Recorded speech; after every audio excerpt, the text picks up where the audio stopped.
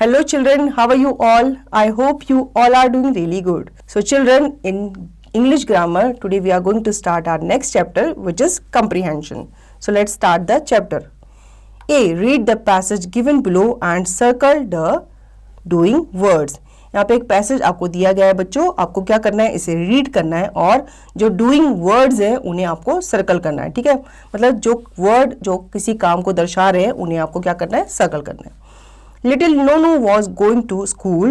She saw that her shoes laces were not tied. She sat under a tree to tie them. Suddenly she began to fall. Nonu was scared. She looked around. She landed on a stack of hay.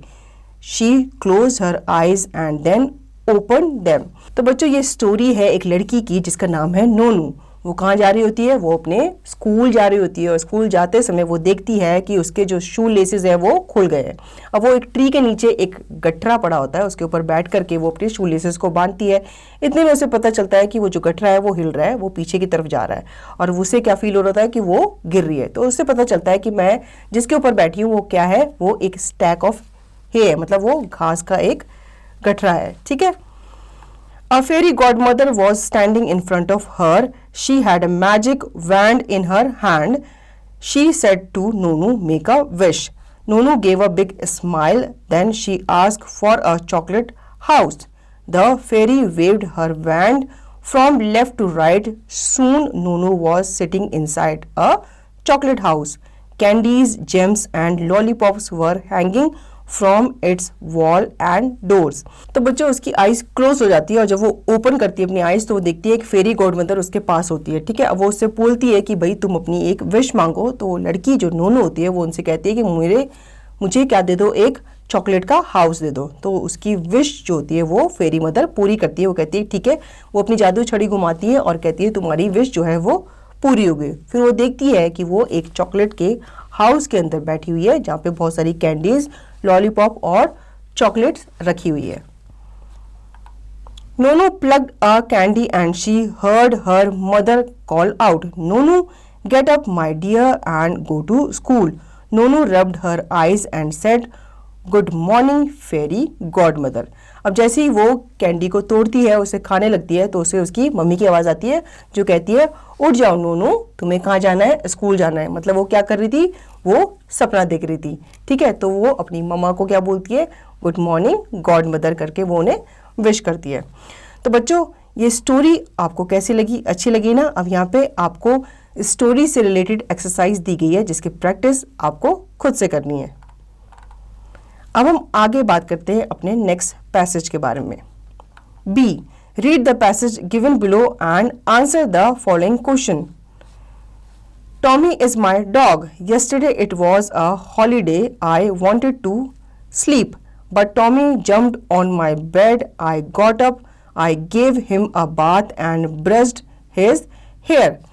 यहाँ पे एक बच्चा है वो अपने doggy Tommy की बारे में बात कर रहा है. वो कह रहा है कि संडे का दिन था, मेरा सोने का मन था, लेकिन मेरा डॉगी टॉमी जो है वो क्या हुआ, मेरे पास आया और वो मुझसे जिद करने लगा कि मुझे बाहर लेके चलो.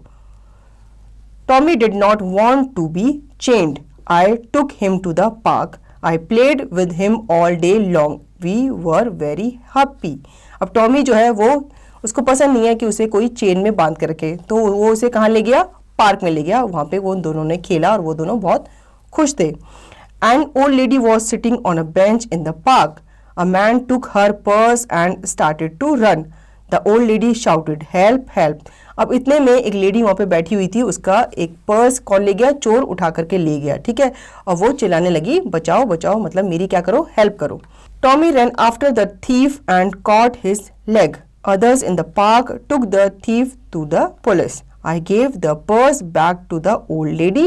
She thanked me and gave a pat to Tommy. अब मेरा डॉग टॉमी उस चोर के पीछे भागा और उसने क्या किया, उस चोर का पैर पकड़ लिया. ठीक है, और बाकी के जो लोग जो पार्क में थे उस चोर को कहाँ लेके गए, पुलिस के पास लेके गए, उसे पुलिस के हवाले कर दिया. और वो कहता है मैंने उस लेडी को उसका पर्स दिया और उन्होंने मुझे क्या दी, शाबाशी दी, मुझे भी शाबाशी दी और मेरे डॉग को भी शाबाशी दी. तो बच्चों ये थी स्टोरी एक साहसी बॉय और उसके साहसी डॉग की. कैसी लगी ये स्टोरी, अच्छी लगी ना. अब इसका जो क्वेश्चन आपको दिए गए हैं, एक्सरसाइज आपको दी गई है, उसकी जो प्रैक्टिस है वो आप खुद से करेंगे. ठीक है, अब हम आगे बढ़ते हैं हमारी नेक्स्ट स्टोरी की तरफ। C, read the passage given below and answer the questions that follow. यहाँ पे आपको पैसेज दिया गया है, उसे हमें रीड करना है और उसके जो क्वेश्चन है उसके आंसर हमें देने हैं। A hare and a tortoise had a race. They had to reach the lotus pond. The hare ran fast. The tortoise walked slowly.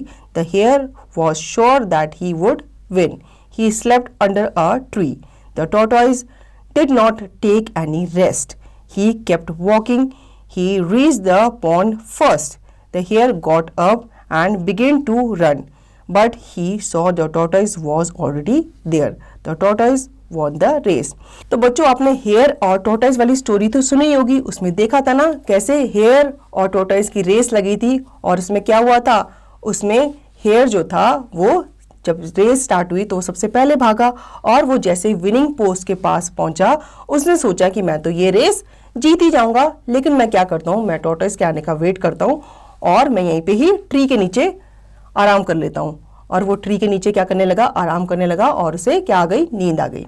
अब टॉर्टोइज आया पीछे से धीरे धीरे और उसने क्या किया, बिना कोई रेस्ट लिए उसने उस रेस को जीत लिया। तो इस रेस का विनर कौन था, टॉर्टोइज था।